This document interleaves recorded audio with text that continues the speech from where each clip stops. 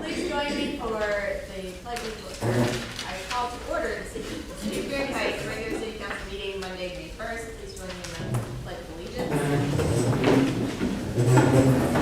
I pledge allegiance To the flag of the United States of America and to the republic for which it stands, one nation, under God, indivisible, with liberty and justice for all. Please call the roll. Edwards. Here. Hatsapatinos. Here. Houston. Here. Kozak. Here. Panzera. Mr. Panzera is excused. Smith. Here. President Keeler. Here. Mayor Kearns. Here. Director Hale. Here. City Attorney Kuzan. Here. Director Miller. Here. All are present except for Panzera. Thank you. Next, we have the approval proceedings for April 10th and 17th, 2023. Are there any? Yes. President. Thank you. We have just a couple of small edits, which I had provided to our clerk in advance, and she has reflected in the minutes. So it was just a name change for Executive Director Swaco to Joe Lombardi, and then my recognition of the Parks and Recreation and Pathways Financial for the Easter egg hunt. With that, I move to approve. Thank you. Is there a second? Second. That's a motion and a second. All in favor say aye. Aye. All opposed? Proceedings have been approved. We will go ahead and move the other business to now on the agenda. And in that, we will have the swearing in of the officers. Officers. Just one, right? Okay. If you could please join us at the front.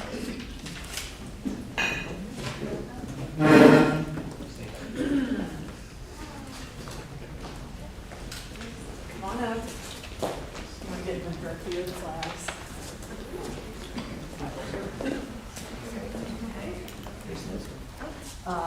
This is great.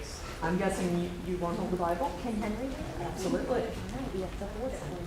Get a little closer to you down there.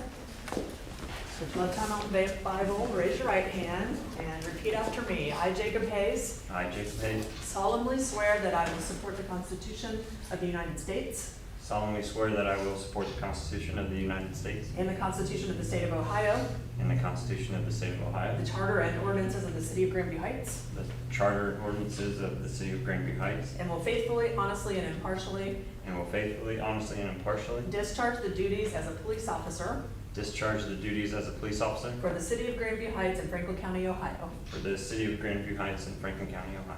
Congratulations. Thank you very much. You got it down.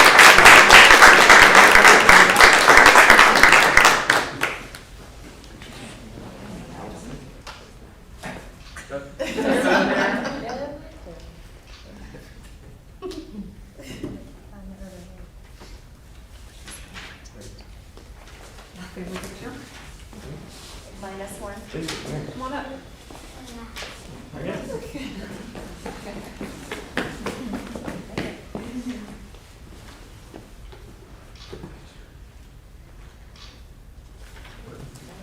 Welcome.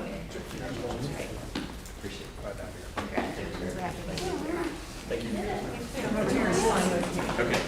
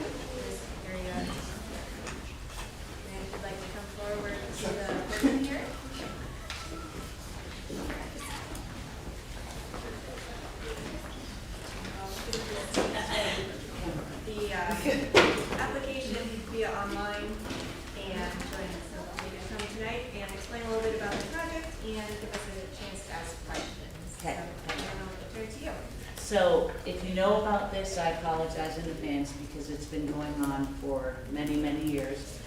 But I am part of Tri-Village Mentor League, which if I don't give you all the information, please feel free to interrupt and ask more.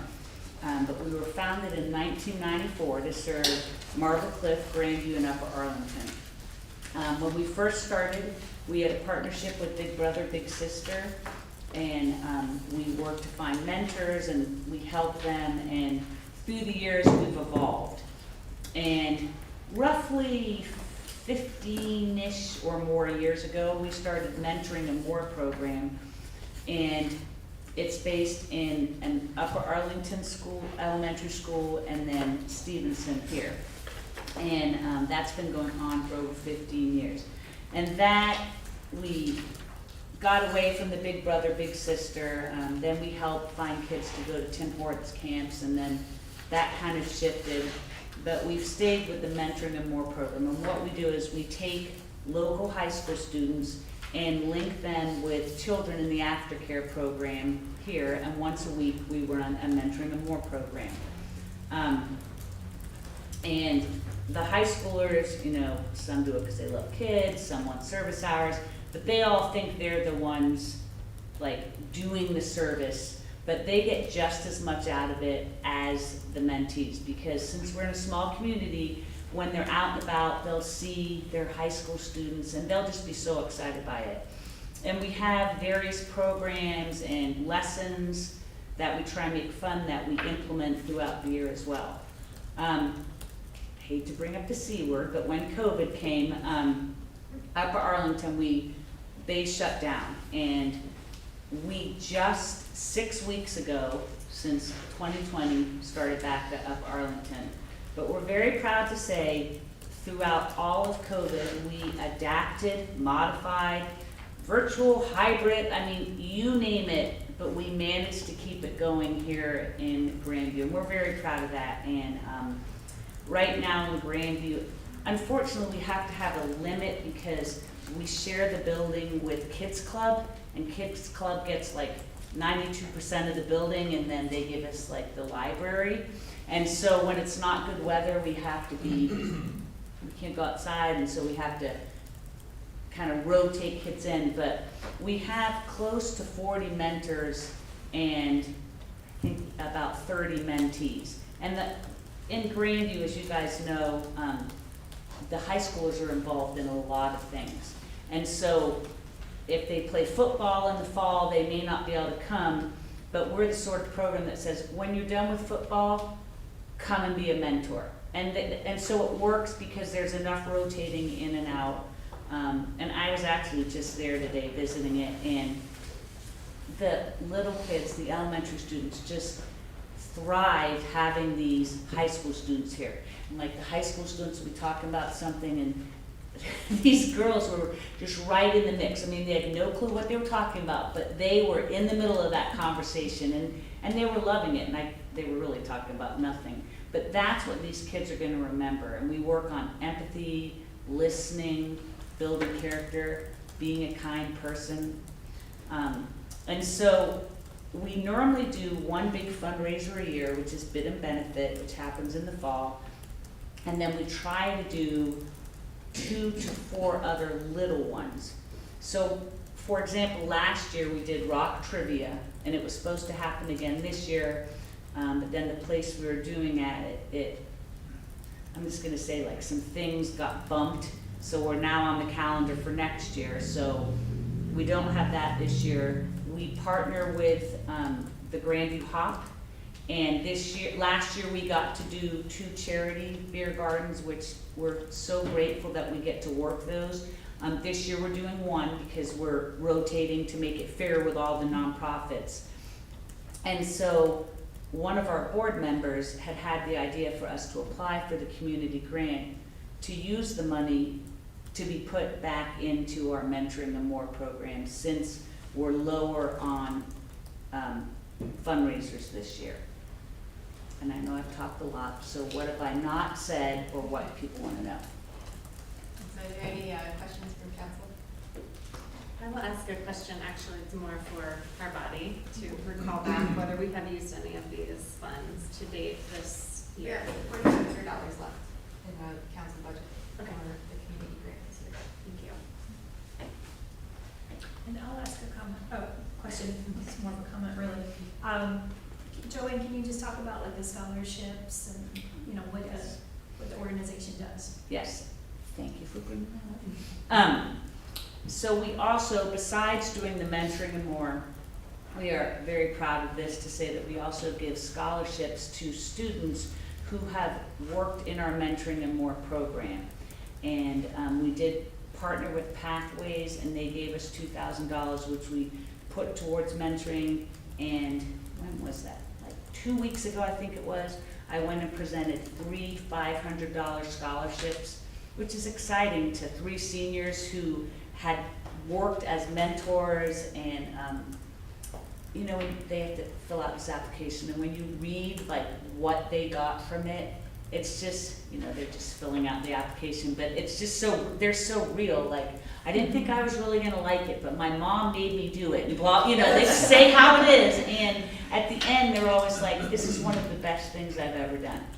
Because it's low commitment, you show up and these kids basically worship you, and like I said, it's just such a mutual, we feed the mentors and the mentees, and I think that's what makes us unique, is that the young and the old students in our community are both growing from this. But yes, so we do have a scholarship program. Thank you. And remind us, what's the amount that you requested? 2,000. 2,000. Yes? Thank you, Joanne, and we're neighbors, so it's good to see you. I just want to say I feel very supportive of this, and I really like the model, the mentorship model. I think it's really important, and also just today more than ever, building emotional intelligence, social skills in the school setting. So thank you for the work that you're doing. And I'm just gonna add to that, but then I swear I'm not gonna talk anymore. But since COVID, I think we all know that it's had lots of effects on kids. Kids that, or effects that we're probably not gonna, we're just starting to see now, and we're probably gonna see more down the road of social, emotional intelligence and all of that. And that's why I think this is so critical, because we are teaching the mentees and the mentors, this is how you have a relationship, this is how you handle a conflict, this is how you ask someone to do something. And so I think it's become even more crucial now as a result of all of that. Thank you. Any other questions? Move to approve. Second. Motion and second. All in favor, say aye. Aye. All right. Congratulations. Thank you very much, we really appreciate it. Absolutely. Director Miller, or someone from her office will read instructions on how to use your funds. All right, you put in your minutes, you invested in the future of your children, so thank you. Strong. You're welcome. You're welcome tonight. All right, moving on. Next presentation, we have Ms. Beth Aaron-Kinney, Director of Community Outreach, and Jack O'Grady, Community Outreach Coordinator for the Franklin County Auditor's Office. Yes. Thank you so much. Thank you so much for the time. Council President Keeler, Mayor Kearns, members of City Council, and city staff and directors.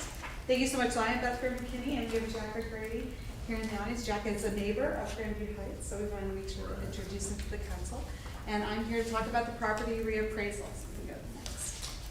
Okay, so Ohio law requires the county auditor to update all property values countywide every 3 years to reflect recent changes in the marketplace. So this is the year of our every 6 years where we look at every single property, and then the triennial, which happened in 2020, was the midpoint between the reappraisals.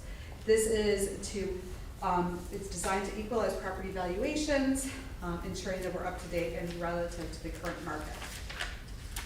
While the property value changes as a result of the reappraisal may result in changes to the property owner's real estate taxes, it is neither the goal or the duty of the Franklin County Auditor to raise or lower taxes via a reappraisal. The only goal of the Franklin County Auditor is to conduct the most fair and accurate assessment of properties possible. The State of Ohio Department of Taxation Office then will establish the final valuations and rates for all residential and commercial properties through Franklin County.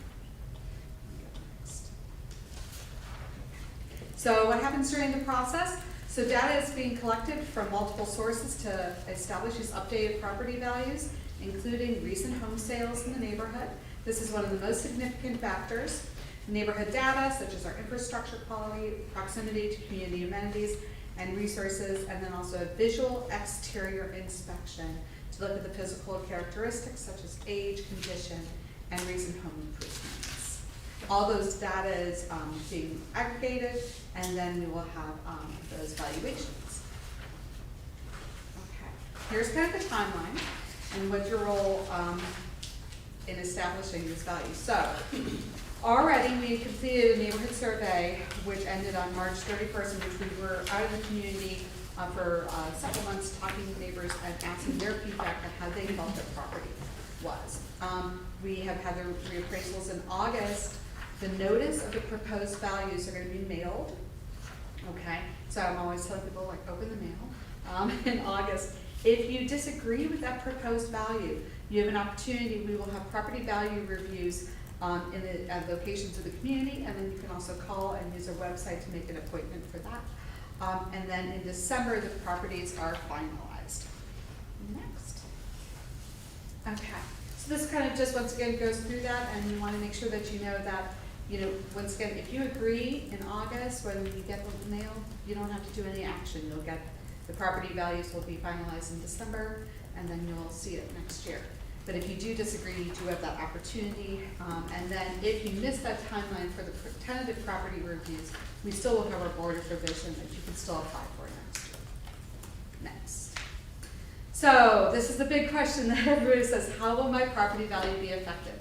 So Auditor Cinciano has been in the dispatch a few times talking about this 30 to 35% possible increase across the county in property values. So this is due to the perfect storm with our hot demand for property in Franklin County, okay?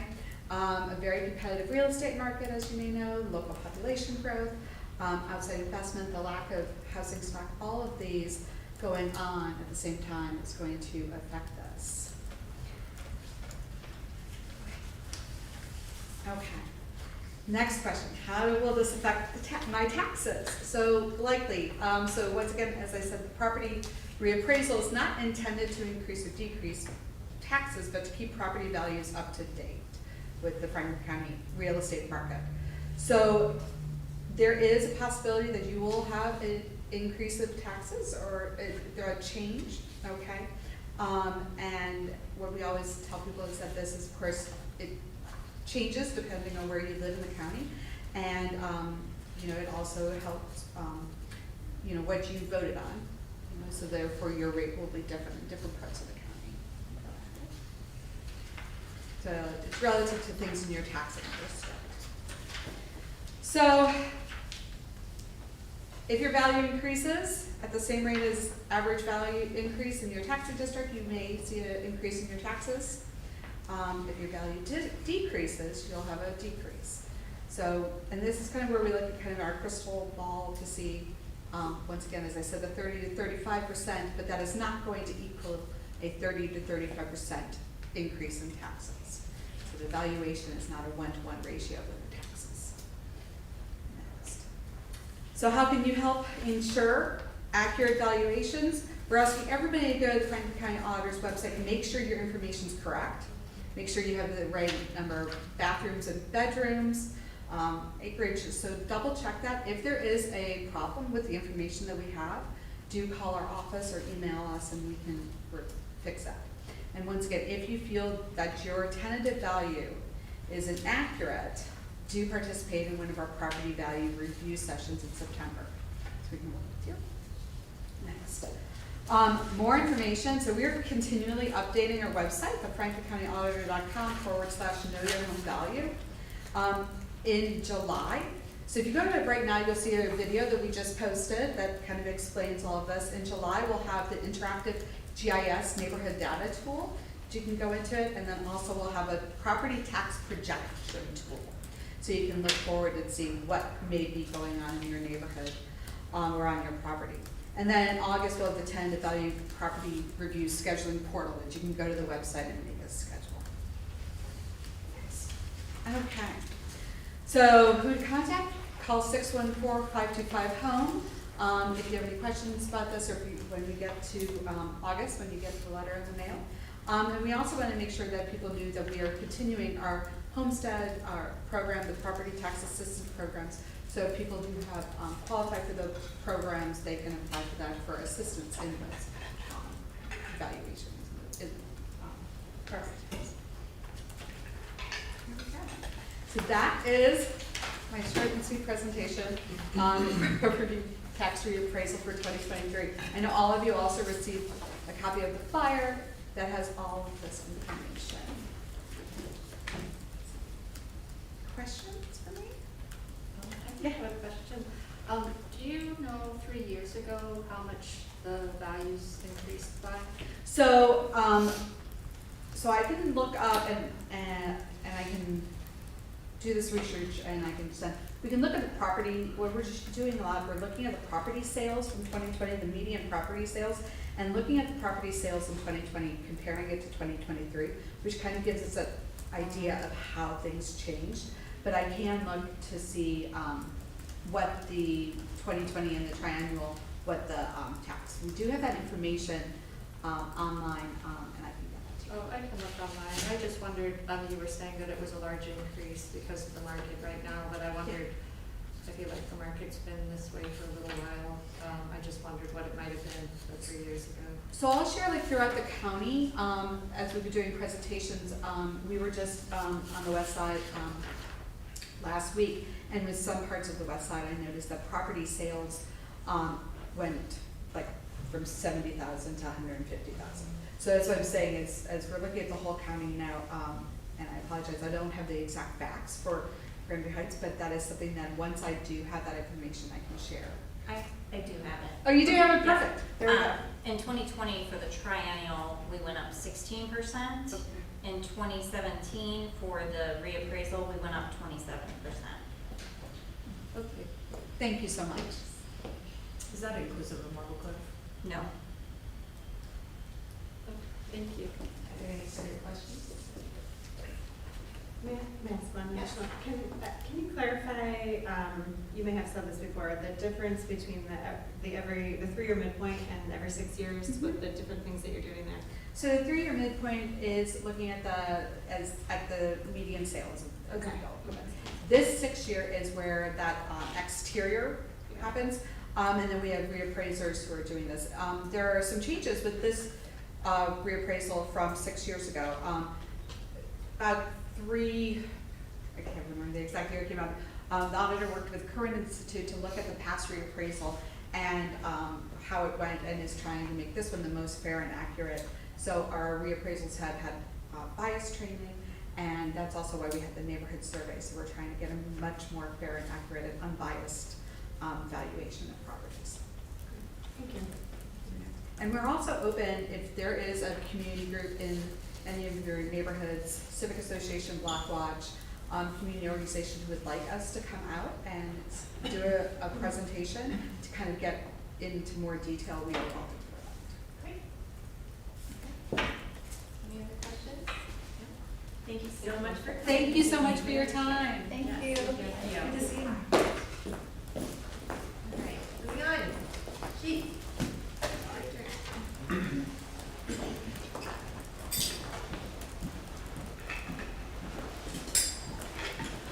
Good evening, everybody. So I'll just highlight a couple things from my report. First one is Officer Hayes, who you just met. Very excited to have him here. He actually served as a firefighter for 4 years in Virginia before he moved over to law enforcement. And that's right, he made the right decision, that's right. And then he was an officer with Oxford Police for quite a few years, and also serving as a school resource officer. So he has a wide array of skills that we're ecstatic to have here in Grandview Heights. And on top of him, we have another officer that will be sworn in here just in a few weeks, who's coming to us from Commercial Point. That'll be Officer Fannin. So he's more entry level, but he's already proven himself to be quite the officer at his current agency. So we're very excited to have both of those individuals joining us. We are currently in the process of hiring for a dispatcher. We're getting ready to start the interview process for that. And as far as our calls for service go, as you can see, there's still an increase that we're seeing with arrests and incidents and the like, specifically with theft-related offenses. And we've been meeting with our partners, specifically NRI and Sheets Corporation, to address those two areas specifically, which is where we're seeing an influx of crime-related and specifically theft-related issues there. And both of those partners, I gotta say, they've been great to work with. They are really allocating resources. Anything that we really request, they've been more than accommodating to us, and really putting forth the effort as a private partner and a business owner to help out law enforcement as much as possible to address the concerns in that area.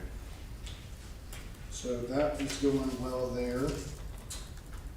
And we were able to track down and take into custody Mr. Brian Gant, who was the suspect in our bomb threat at the school district here last month.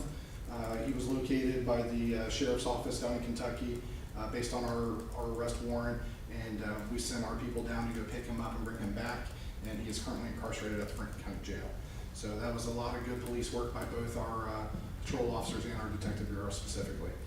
So I'm very proud of all of them for that, and I'm willing to take any questions. Thank you. Any questions for the chief? I did have a question. Yes, ma'am. Thank you for the work with that person who called in that bomb threat. Thank you.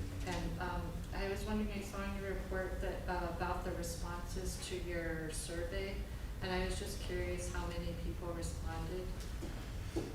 Director Hill, can you help me out with that, what the specific number was? In 73. Okay. Which is a far decrease from what it was just a couple years ago. We were in the hundreds. So Okay. I don't really know the explanation for why we didn't have as much participation, but it was similar results. It was still, approval. Basically, everybody was happy with the services that we're providing, but with the same concerns that we're seeing, which were theft-related offenses. And then the 2 years ago, was it also done in the same way, only electronically, no hard copies, or? We did provide hard copies for those that wanted them. Okay. Last time we did not see, I think we received one back, and Oh. for the amount of work that it took to Right, get them yeah. out and get them and then collect them back, we decided to go just electronically this time. But compared to last time, I think we had over 660 responses. So Oh, wow. Oh my yeah, it gosh. was very much down, and that was during the pandemic where a lot of people were at home. We had a fairly captive audience, so unfortunately this time we just didn't see the same. But People are bored reading surveys. I do have a question, Betsy. Is your success communicated to the school about the bomb threat? Does that get communicated to the principals, and does that get funneled down to the students too, who may find some relief knowing that the perpetrator has been taken care of? So I was in constant communication with Superintendent Kolb about this, even when we had the suspect and that we were preparing to file charges. He did know all that, and I asked him to hold that back because we were still looking for him, and there were certain factors in that case on why we didn't want to broadcast who we were looking for, specifically what. At that time, we thought that he still had critical evidence in his possession that we did not want him to get rid of, so to speak. So once the apprehension was made, I communicated with him again, and what he did with that information, I know we released a media statement as well, and we encouraged him to do the same to his body. I don't know if he did that or not. Thank you. Mhm. Any other questions for the chief? Okay. Thank you all very much.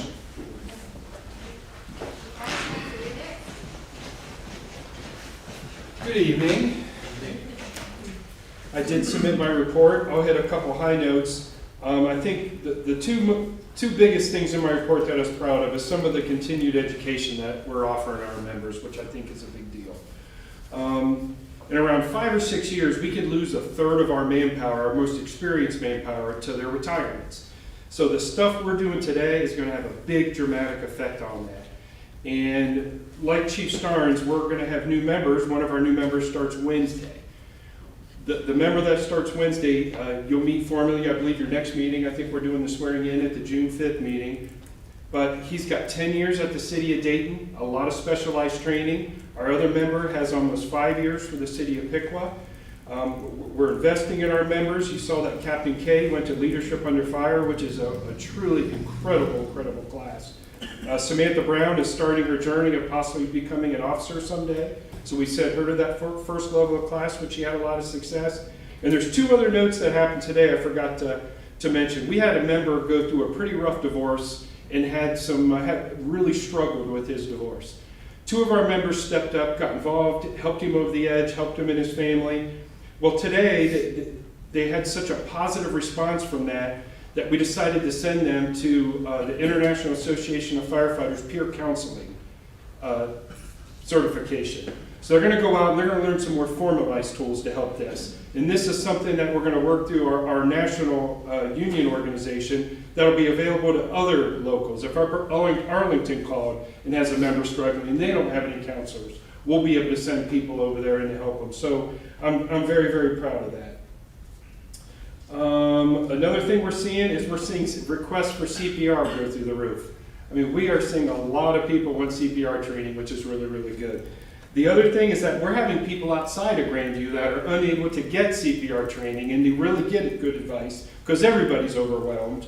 So we've got businesses calling us, so we're sending people out to do CPR training for them on top of all this. We're getting a lot of requests on, hey, where do I get an AED? Who can I get one from? What kind of AED should I get? So really, really good stuff with everything going on nowadays. Other than that, I'd love to take your questions or if there's anything specific I missed. Any questions for the chief? Thank you. I appreciate your support. Just offer commend you for the counseling training That's and a big leaning into deal. mental health and wellness. That's one of those things when I hear, it's like, that's what we're here for. And when they do that and they react and the membership got together and I told them, I said, I'll do everything I can to help you. So it's an easy decision. And they'll be available to law enforcement or to the service department or to anyone here in the city too. It's not just fire related. So, yeah, thank you.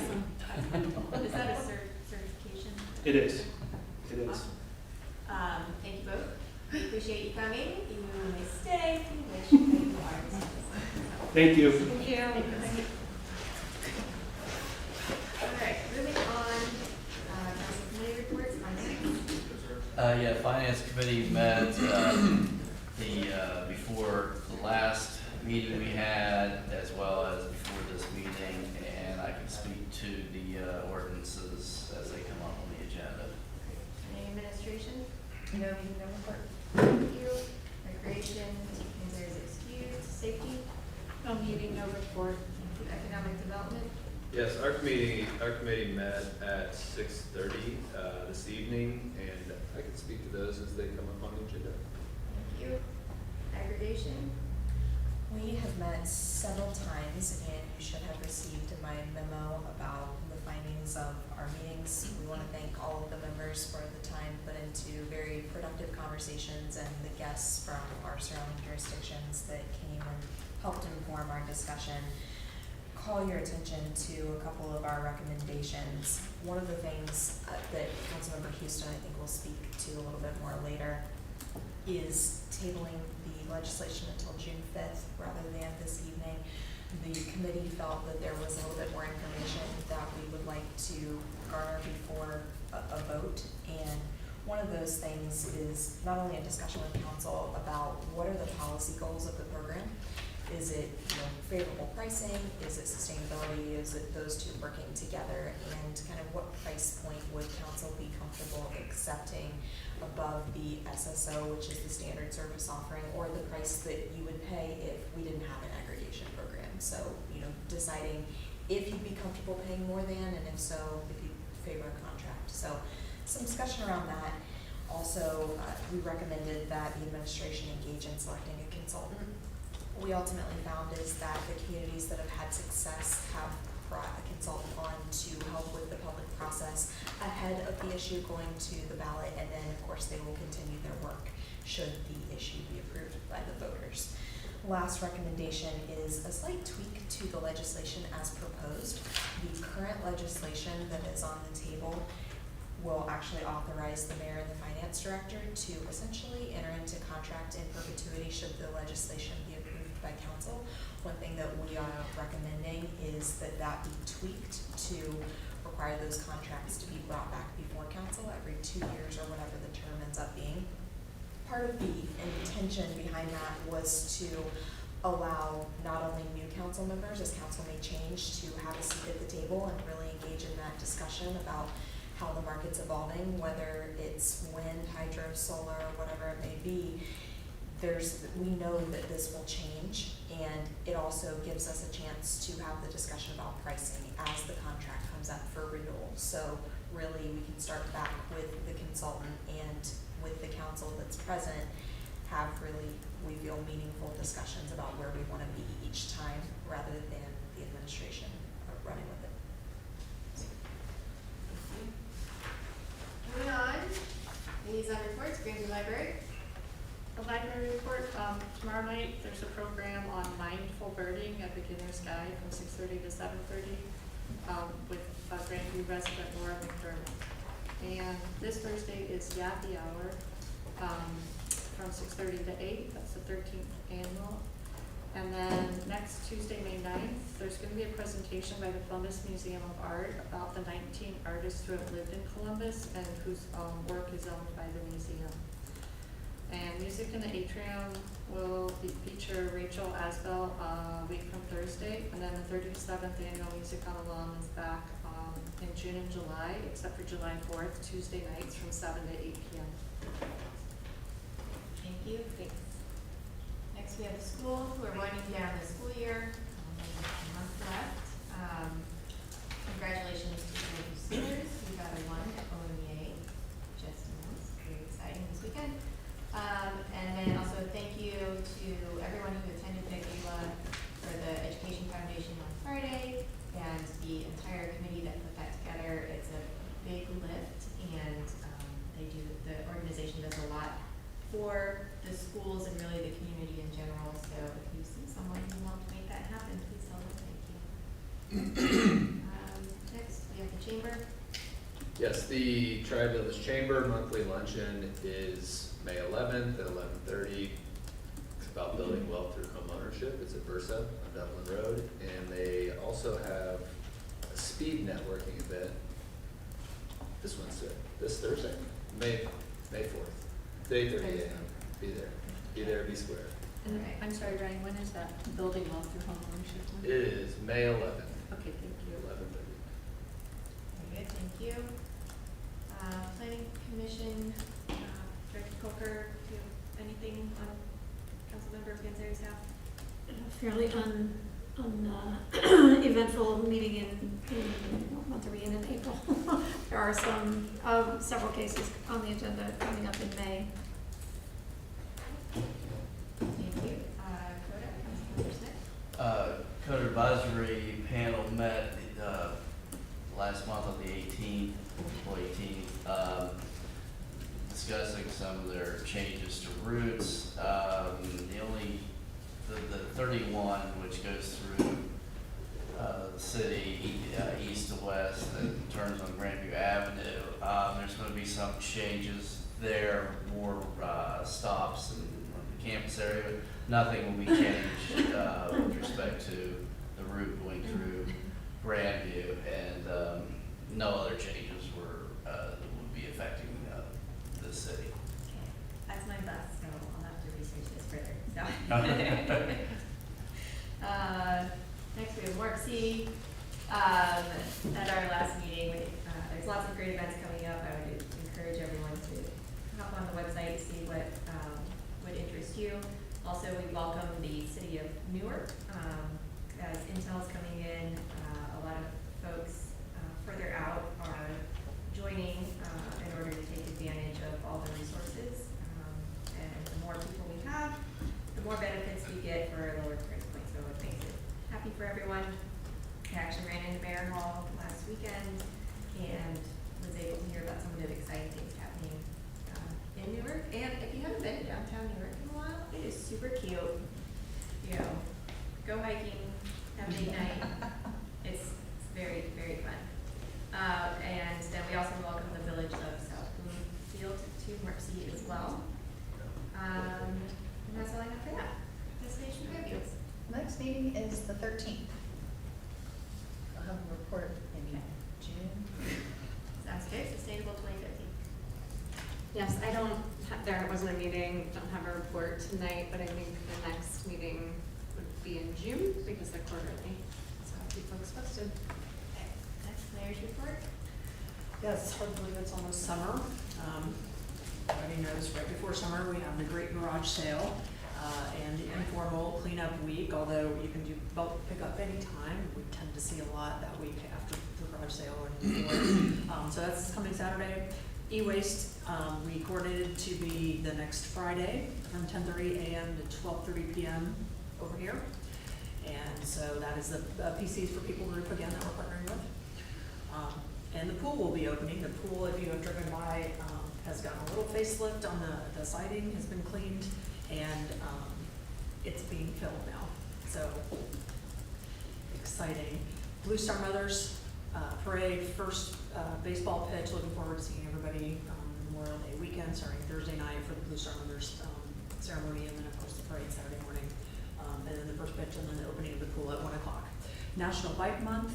In honor of this, we remind everyone to register the bicycles through 311, and we can then track them better when they're lost or stolen through the police department. And finally, I would like to recognize firefighters. International Firefighters Day is Thursday, as well as Public Service Recognition Week next week. So we'd like to recognize all staff and the fire department, including the new faces that were referenced tonight who will be joining us. Thank you. Any questions for the mayor? I have a question. The Blue Star Mothers ceremony, is at the same location as last year? It's at Memorial Park unless it rains. Oh, We'll right. typically move it to the high Last school. year. Okay. With the construction, I feel like we might have had it in middle school, but Yeah. in any event, Yeah. those are the two. Got it. And it's usually sort of a nail biter. It's either great weather or it's a nail biter. Yeah. Okay, thank you. Moving on, Director of Finance. Oh, sorry, Director of Administration. I don't have anything additional this evening, but happy to take any questions. Thank you. I'm very sorry. We almost missed that report. Ripping. Director Miller. I sent my report. We've had a rough couple of months with income tax. We're down not quite 14% from last year. Some of that's to be anticipated because last year employers were starting to adjust their withholdings. This year, most of them have adjusted to where they are. So we're continuing to watch it and compare it to our estimates, and we'll just keep you apprised of any updates. Great, thank you. Director of Planning and Community Development, Director Volker. Just a couple of things. I'll say, having gotten through value engineering on both the buildings, they are moving forward very rapidly now. So it's exciting, a lot going on. Anticipating bid packages starting as early as the beginning part of the summer.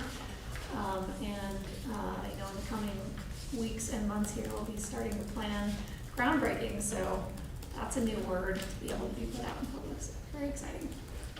And I mentioned before the number of meetings that are coming up. I'm not sure everybody was here yet, so those are in my report. You can, if you have any questions, let me know. The big one probably for the public is June 7th. Both the architects will be here to present and have a kind of open house for everyone to come see what we have going on. And actually on Planning Commission, I will mention one other thing. The library came in April and presented some concepts for improving their grounds. Really, mostly it's the grounds to the east of the library where the Music on the Lawn. I was thinking picnic with the Pops, but that's a different organization. Music on the Lawn happens.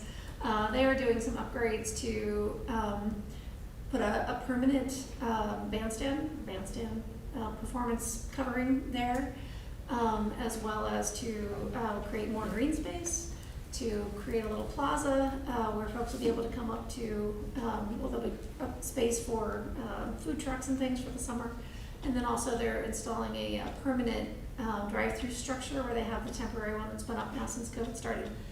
So those are exciting improvements the library is getting ready to make. It will increase the capacity for seating on the lawn and help prevent the bleed out that's happened even into First Avenue in the past. So one piece of legislation that you'll be seeing coming forward in the not too distant future, there's a rezoning related to that. Their parcels are all mixed up, and one of the things that I learned, this is just interesting trivia for the town, I didn't know this, is that the lawn, until very recently, still belonged to the city. And that transfer of ownership happened, but there's a big sewer that goes through that lawn that, because it used to belong to the city, we didn't have an easement, didn't need an easement. We now, since we're gonna be building on it, we'll need an easement for the sewer, so that's one extension you'll be seeing, and that's sort of why there's very dynamic stuff going on there. Anyway, that construction will start as soon as the music series is over this summer, and so lots of exciting things going on. Councilmember Kozak. Thank you. I was wondering, where is the additional green space coming from? So their parking lot turns north, and unless you're That like little looking at it, you sort of sliver. forget that it does that. Yeah, But that area will become partly grass and partly permeable pavers. okay, thanks. Councilmember Kozak, there are some really nice renderings on the website and the planning commission documents. if you want to view. Thank you. Yeah, it's really cool to update everything, so Yeah. excited for them. All right, Director Kazam. I submitted my report and I'll be happy to answer questions. Any questions for the director? Seeing none, we'll move on to old business item number 1. Ordinance 2023-01, old 2022-11, an ordinance to authorize the city of Grandview Heights to establish an opt-out governmental electric aggregation program for residential and non-mercantile consumers located within the incorporated areas of the city of Grandview Heights, to direct the Franklin County Board of Elections to submit the ballot question to the city's electors on November 8th, 2023. That should be 23 ballot, and declaring an emergency. All right, first order of business, we need to remove this from the table. Is there a motion? Remove from the table. Oh, it is on the table. Move to remove from the table. Thank you. Is there a second? Second. Motion is second. Clerk, please call the roll. Edwards, Yes. Hotspitinos, Yes. Houston, Yes. Kozak, Yes. Panzera, Smith, Yes. President Keeler. Yes. Ordinance 2023-01 has been removed from the table. Thank you. Councilmember Houston, we already heard regarding the memo from the director. Would you like to add to the discussion on this legislation? Yeah, I'm happy to do the motion in a moment to table to the June 5th date, as we talked about, for a little bit more time for us to have some of the discussion. What I am curious to hear from with council is if folks want to do, we could do some of that initial discussion this evening. I know we have other business. We could plan for it at mid-month and hold some space on the agenda, or we could potentially schedule another committee meeting. But I would think with that, we want to invite other council members as well, because I think we want to hear from and get engaged in some of that dialogue, council members beyond the committee, sort of what I was hearing in our last meeting. And then with those kind of discussion points, I know Councilmember Panzera is out of pocket until, does anybody know, past the May 15th date. So it's a little bit challenging. I mean, it'd be great to include him in the conversation as well, but open it up to hear thoughts. I guess, what points specifically did you want to discuss? Yes, so I think the key point is related to whether we want to have a threshold around the pricing, the gap between what is the standard service offering, that rate SSO, Dr. Hill have that rate, and the price for the clean energy offering, whether it probably will be what's called renewable energy credits. So there's a price differential. One of the things that Councilmember Panzera raised in our last committee meeting was that, you know, he would be interested in having, say, putting a number on that. Say, we don't enter into contract if we can't get a rate that's within, you know, can't be more than 20% greater or 5% greater, whatever that number is, if we want to set some sort of threshold. When I brought this legislation forward, you know, and I'll just speak to my own personal interest in how I was, the focus for me was around clean energy, right? And that we name that in our ordinance and we name it in the ballot language. But I certainly, you know, from kind of a financial mindfulness perspective and stewardship perspective, wouldn't want, of course, residents to have to really pay, you know, exorbitant amounts. That's not what the picture has looked like. History hasn't shown us that other Central Ohio communities have had to pay much more. It's actually been a cost savings for many different communities, but we could put a threshold around it. And I think what we heard from the administration is a wish for council to sort of make that as a policy decision and have it be either in the ordinance language or the plan of governance. I think a preference for it to be in the ordinance language. What we had recommended is actually not putting it in either document, but having it as an initial discussion right now, Okay. not holding hard and fast to a number that's in a document that would need to be then gone through the public hearing process multiple times to change. What our suggestion to that was that instead of changing the ordinance language to require the administration to come back with that contract every 2 years so that you could again have that conversation to say, okay, this is what pricing is falling at currently, where is that threshold? So it gives you really a chance to have that discussion each time and to evaluate how has the market evolved and is our priority still wind? Is it solar? Is it hydro? Based on the changing, we know that the market's evolving rapidly right now. So that's what we wanted to add a level of allowing council to really more openly have that conversation. I'm following you better now. I wanted to respond to what Director Hale said, which is that, so doing the legislative language tweak for the paragraph that's in this memo would help to solve the issue for you all of us making a policy decision. And by setting those policy goals right now and having that discussion really helps give us direction as is council's priority the clean energy source, the pricing, or both? Do they both need to align for us to be able to move forward with a contract? Should the consultant help us to go out to market? One of the things that came up at our committee meeting was, I believe Grove City was very, in their ballot language, they said that it must be cheaper, and that's where they've run into some of the problems. If, you know, we have to decide if it must be cheaper, then it must be cheaper, and that should be in the voted language. If we're looking at both, then we need to have more flexible language. Yeah, and I would add, like Director Hale said, I wasn't necessarily asking that be codified in the ordinance. Okay. I wanted to have it a chance for council to discuss it in a public forum, both to, again, give us guidance. Also, there will be an informational campaign, not a campaign, capital C. There will be also a political campaign in which questions will come up.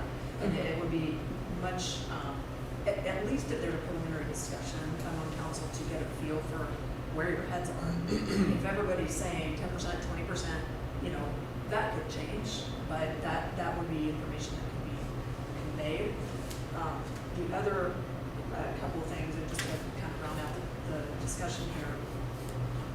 In order to have this discussion, I think you may want to gather some data as to what people in Grandview Heights pay on the average, and have that be known by council. If everyone knew that, you can evaluate it without knowing that information.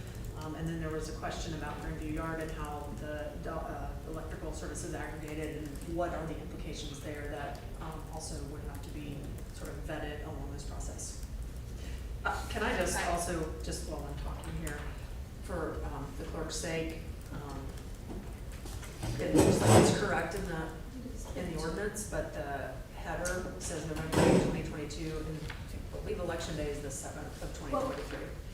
Point of clarification, this November 8th was when we had this on the legislation in 2022. We haven't made any corrections to that yet, because every time we've brought it off the table, We did To look amend. at it.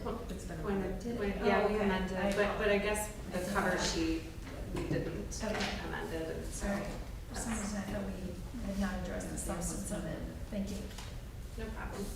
All right, well, we have received a memo, we have not had, I would like to see a formal presentation of the findings, with some of the data, as Mayor Kern said, so if we could plan on, if that's a committee meeting right before council or at a council meeting, some sort of presentation of the process and spell out the exact things, like, I understand what you're all saying, but, maybe point out exactly where in the legislation this would be put or not put, would be things that I would like to see, between now and June fifth, if we table it.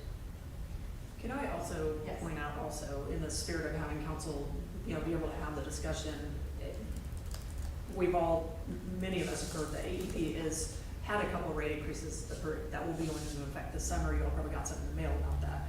So that is part of the picture that you'll want to look at for, like, what is the increase we'll be willing to tolerate? We anticipate this increase will be there, so the baseline will be here. Again, I think you can't really have the discussion without having more facts. And again, in the spirit of letting council be able to evaluate it. Yes, and that being said, if we're still trying to decide these things and we want to have a thorough discussion, is the July, whatever date, June. it was originally July something. Yeah. Would that give us Well, more time to ensure, so we don't have to untable and table again? To ensure that this discussion is properly addressed? July 3rd. 10, we moved it to the 10th. Yeah, 10. Oh, the 10th, yeah, Yeah. excuse me, because that was.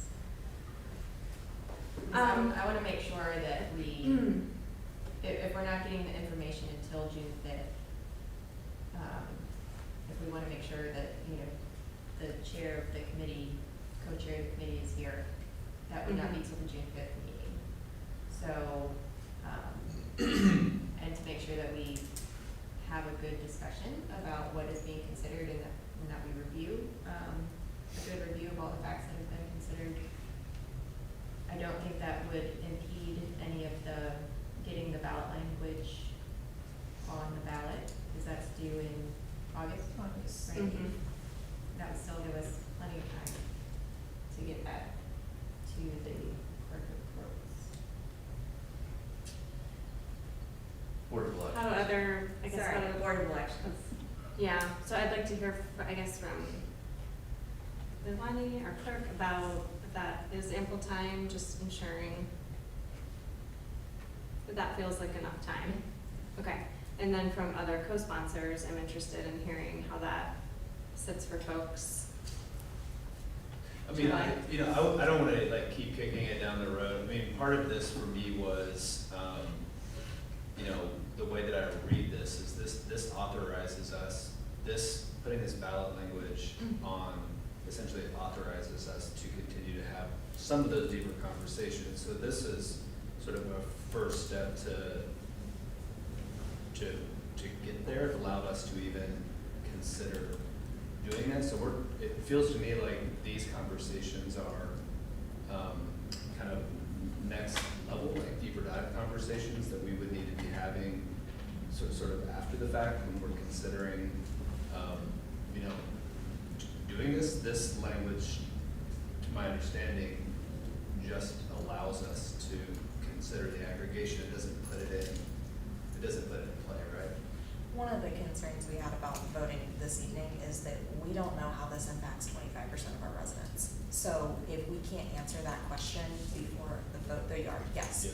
So that was something that we could not get before this evening, and to not be able to answer that question, I don't know if there's a comfort level. I certainly would have concerns about advising on that without knowing that information. Can I get a little more clarity on then the points that the administration is, that you all, like, that you plan to get answers to, and then what I I need to plan to get answers to, that would help me a little bit, just to have clarity around that. So you're looking into the Grandview yard. We're looking at how this impacts the yard and whether or not they're even able to participate. We're not sure at this point whether that would factor in. Clarifying the legal requirements for how to move forward with the consultant, because that's something that in the memo recommends that the administration move forward with, and then obtaining information on energy usage, because we don't have that to date. And that is I'm sorry, excuse me, Brian, what residents pay on average for electricity in Grandview Heights? Yes. Is what the mayor said earlier? Okay. And non-mercantile consumers. But the discussion that you want with council of how often it comes back, that sort of thing, that would be in this legislation? It would be, yes. It would be in the ordinance. So, We're gonna we amend wouldn't this. have that information until the first meeting in June. I'm not planning on having a minimum in June at this point, unless it's absolutely necessary. So that brings us to July. Because if we don't have that information, or we're just getting it and voting on it that night, like, I would rather have a planned conversation and then a vote in July so that there's enough time to review the information and data, and then also, if more questions arise, enough time to get the answers to those questions before a vote is required. Still, if you look at the language of this ordinance, other than that, I would agree it would be a good idea to amend it to put in the 2-year review, but, again, this is just enabling us to put this on the ballot, as opposed to, as Councilmember Edwards said, the deeper dive with all these other issues, which really doesn't I guess my affect the question language is, of the though, ordinance. putting that in, is that part of that legislation or not? And is that part of the conversation that you want council to have? Putting which in, President Kaler, just to make sure I'm following you on What Mayor Kearns and Aubrey, or. The 2-year review. Like a 2-year review, if there's a 20% cap or 10% cap over whatever the market rate, those questions, like, I the feel like. first one, I think they recommended in, but not the second of what you said. Is that? Correct. The term, review at the end of the term. Right, so Whether just- it's 2 years, 1 year, 3 Okay. years, whatever. Requiring council on So conversation. that is a contract. So that'll be a pretty simple change to section 3, to take out that the mayor and finance director shall be authorized, and to make it council's authority, right, in here. But then, what I heard you say earlier is that you'd like there to be a conversation that folks have, so on council, so you feel like there's a kind of, somewhat of a consensus, a majority consensus around whether we're concerned around pricing or only around clean energy, right? Would that be separate legislation, or? It's a discussion, that's what I thought I heard. I mean, it's up to council. My presumption is you guys wanted to talk about that. I don't know that that discussion gets fully resolved before you vote on this, but it would seem to be a good time to have that discussion in the near future, if you're going to the ballot on something, to understand what is the impact of this. Voters will wanna know what the impact is. If you can't say, well, your rates, you know what I'm saying? If you do what Grove City did, which I don't think you're planning to do, your rates won't go up. That's not what you're going to say, but people will want to know how much will my rates go up? Where's the break point for you? And at least have some philosophical discussion. I just assumed it's your discussion, I'm not mine. supportive of that. I'm trying to just make sure that we're all aligned in our understanding of what we're trying to resolve, so that we can get to what's the right date. Yeah. June or So- July. So if this rate information is not part of the legislation, June 5th is fine. If it is part, I feel like presenting the extra data that would really be needed to understand this legislation and voting on it right away, it might require another tabling if we can't get that cleared up that evening. So regardless, I would like to see some sort of presentation at the June 5th meeting of the findings, if that's an acceptable timeline. And I also weigh in as a co-sponsor that I agree with what Councilman Smith said and Councilman Edwards in terms of, I think it's just to get it on the ballot and then these discussions would continue. Because if the rates aren't going up, like, there's a lot of unknowns with even, so AEP raises its rates, but what happens with with the energy market, like how, like the Marble Cliffs locking in possibly 7 cents per kilowatt hour at the beginning of June, and that still seems pretty low given that the rates are gonna go up. I'm not sure of the correlation between those clean energy rates, and this is all another discussion that doesn't really pertain to the, what is here on the table, That's which what, is, that's what I'm trying to clarify, would that be part? And if it is not, June 5th, I feel is a reasonable timeline. If it is part, I think it would need further discussion. So that's, as the co-sponsors, it's my understanding that it would not be Director Kazim. Is that your understanding of how the legislation would work as well? Yeah, I mean, to Chris's point, it's just enabling legislation, that's it. It's very sort of threadbare. All the pieces can be filled in, I think, my sense is, at a later time. I think Ms. Hill has looked at it a lot more closely than I have, I think, has a good understanding of what the communities that have adopted governance plans have done, and I think a lot of that detail goes into the plan of governance rather than the ordinance. Am I right? To some degree, depends on how specific you write your plan of governance. Okay. Well, it seems that that is not part of the legislation at this point. So we can plan on some sort of update from the committee in June. I think June would be as long as that is not part of that legislation, I think June is a fine date. So is there so you're comfortable with that? further discussion, motion? Motion to table to June 5th. Second. And that's table to move to a date certain of June 5th. Clerk, please call the roll. Hatsapatino? Yes. Houston? Yes. Kozak? Yes. Smith? Yes. Edwards? Yes. President Keeler? Yes.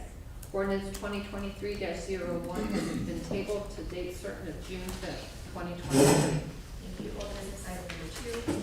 Ordinance 2023-11, an ordinance to approve supplemental appropriations for debt service obligations for the fiscal year ending December 31st, 2023.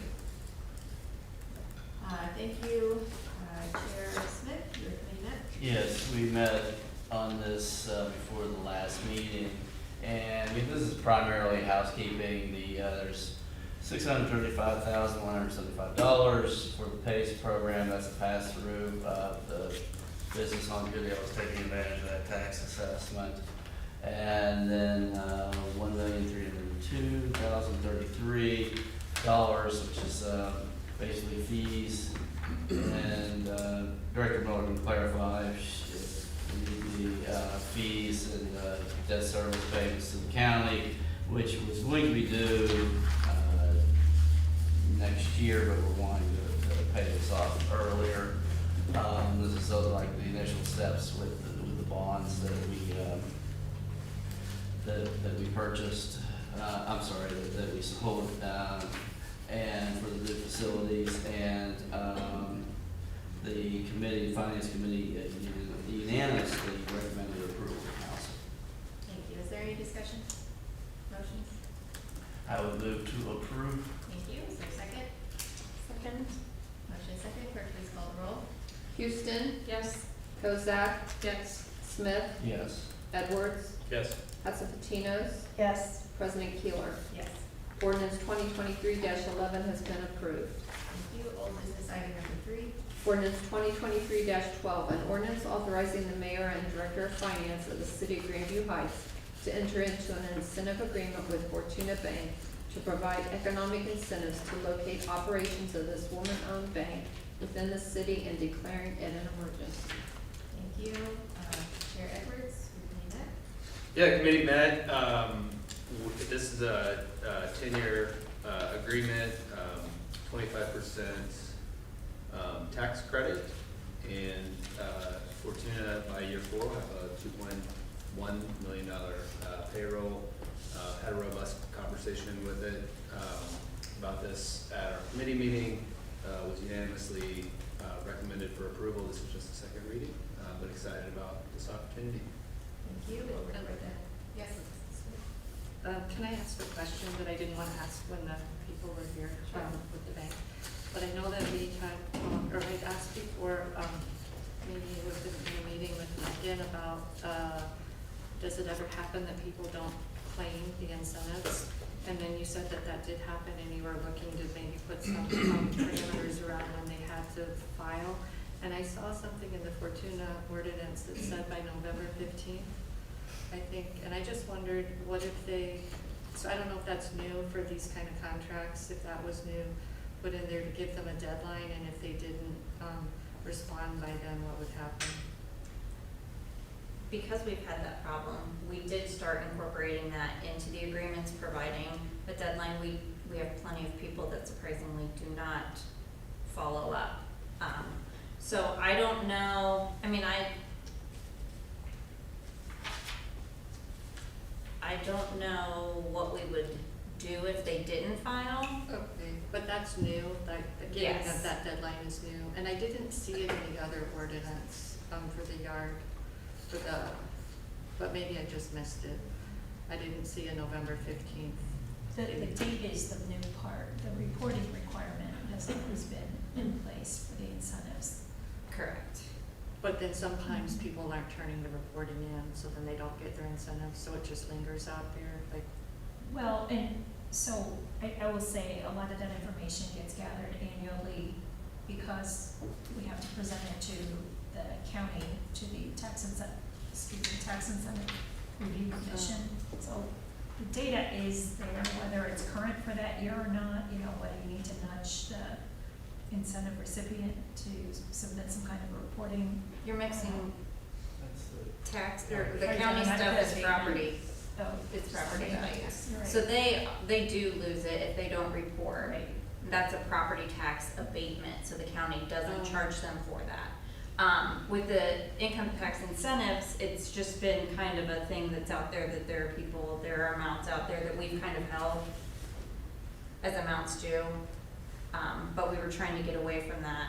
And we haven't talked about how much follow-up we'll do with the businesses. It's, how much of it is my employees' jobs to like chase people down and say, hey, let me pay you? Is there a statute of limitations, like 3 year, does it fall off after 3 years or something? The agreements terminate after 3 years after, yeah, I should double check that, but they terminate after the agreement is, the term is over. So, yeah, they don't continue forever. It's not an obligation that would linger forever. But then it is going to be like a November 15th for all these agreements now that you've put that in there. I just didn't see it in the other ordinance. Right, Right. okay. That was a cleanup that we did on the last few that we've had, and I don't know that it probably, I believe it may not have made it into the Grandview Yard version. We can look at it, yeah. Okay, thanks. Thank you. And we will record that as a second reading. Moving on, old business item number 4. Ordinance 2023-13, an ordinance to approve the transfer of funds from the general fund and make appropriations from the general improvement fund, 350, for expenditures related to construction of the city's new fire/EMS, police and administrative services facility, and the relocated Grandview Center at McKinley Field Park facility, and declaring an emergency. Thank you. Chair Smith or Director Miller, would you like to speak on this? Yeah, Finance Committee met on this before the council meeting and at 6:15, and this is an appropriation of $2,500,000. This is part of the cash element of the funding for the facilities, as opposed to the bonds. $2 million for the fire EMS administration, and then $500 for additional spending with respect to the construction of the Grandview Center, McKinley. And this is only a second reading.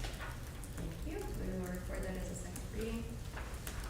Oh, the committee unanimously recommended approval as second reading. Okay, thank you. Moving on to old business item number 5. Ordinance 2023-14, an ordinance authorizing the grant of job creation tax credits for businesses within the urban renewal site, authorizing the execution of job creation tax credit agreements between the city and businesses within the urban renewal site, authorizing other necessary actions related thereto, and declaring an emergency.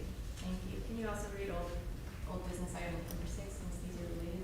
Ordinance 2023-15, an ordinance authorizing the execution of a second amendment to the amended and restated development agreement, approving related matters and declaring an emergency.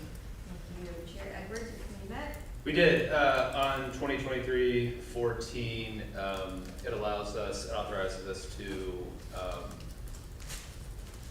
issue 40% tax credits to second generation tenants, and then 2023-15 amends the development agreement we have at Grandview Yard. Had a robust conversation, good opportunity for us to kind of change the structure of that agreement.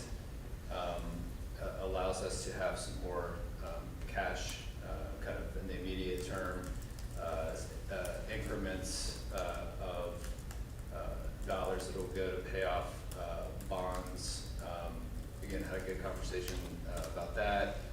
Brian Cooper came in. We were able to tap into his expertise and get his guidance on that. The committee recommended approval to council. This is just a second reading. Thank you. We'll record those both as a second reading. Moving on to new business item number 1. Resolution 13-2023, a resolution to waive the provisions of section 529.07 B3 of the codified ordinances for the Grandview Hop on June 24th, July 29th, August 26th, and September 30th, 2023 in the city of Grandview Heights. Thank you, Mayor Kearns. Yes, this is going to be the best year ever for Grandview Hop. June through August, 4 different dates, and it's something we've seen before. We'd ask that you go ahead and approve it. Thank you. September. Yeah. Is there any discussion? Motions? I've moved to approve. Thank you. Is there a second? Second.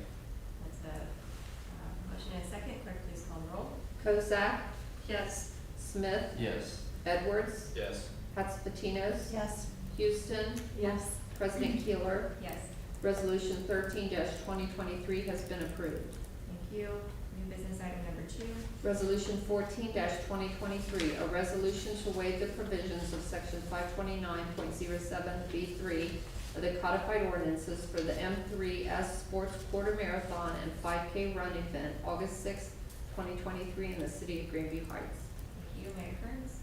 Yes, if I'm not mistaken, this is companion to item 6, which is a lease of the park. This is an event that we did last year. It's been changed a little bit, specifically to essentially limit our exposure to the race route. Our events committee is comfortable with this, and we're bringing it back to you again this year. Thank you. Clerk, if you could go ahead and read number 6 as well.